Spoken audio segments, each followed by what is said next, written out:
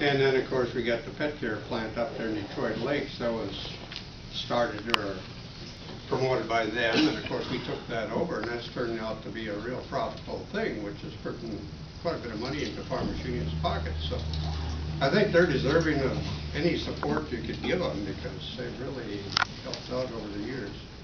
And the other thing I want to mention is biodiesel, and of course that's what's getting a bad name, and of course we got the biodiesel plant too.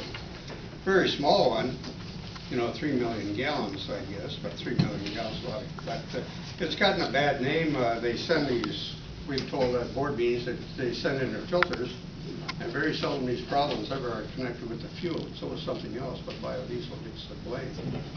So, and a couple of these biodiesel plants have shut down, and of course we've made the decision that, well, it's not hurting us from a cash flow because, you know, we're losing money in the book, but it's depreciation, you know, so cash flow is still okay. But, and we're going to hang in there with the biodiesel, but that's got some real problems. Yeah. Well, it really goes back to that $1 a gallon. It goes back to what we need from the federal government. If you don't decide to make sure that you have a fledgling industry that is going to supply the fuel and the independent, it's what's really important here. And what people don't talk about, the independent fuel supply of this country is in the farmer's hands. And if you want to give that over to a foreign country once again, then we've accomplished nothing. Real simple. How independent do you want to be? How free do you want to really be? And I don't want to be sickening and coin phrases or steal one, but it ain't cheap.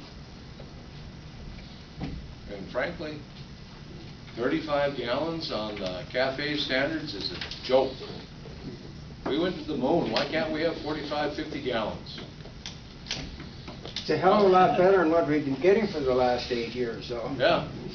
Yeah, but you know, it's sort of like a farmer when it comes to markets. You know, he's been down for, what, 5 weeks, and it's just bad, and then you give him a nickel in the market, he goes down and sells everything, and you know, he's just on heaven. He only lost 95 cents during 2 months, but you got a nickel.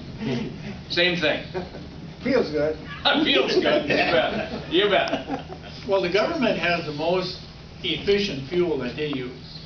They've been doing it since the 60s. When they send a shuttle up over there in Florida, they use liquid oxygen and hydrogen. That is the #1 fuel. But the people who have a problem with ethanol, and like my younger brother just swears at biodiesel, I think biodiesel just amounts to, if you want to have water in your fuel tank and put biodiesel in there, you have a problem.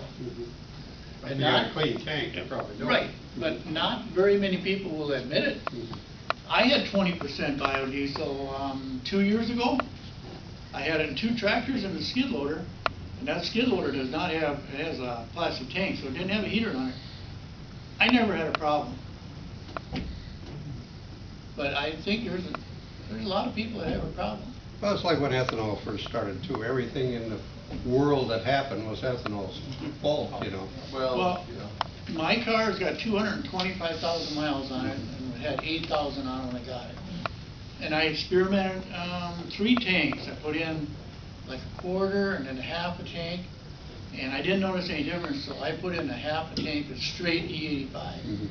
And I didn't notice any difference. So I put 100,000 miles on it with E85. And my brother and a few other people, you're going to ruin the engine, it's going to be shot.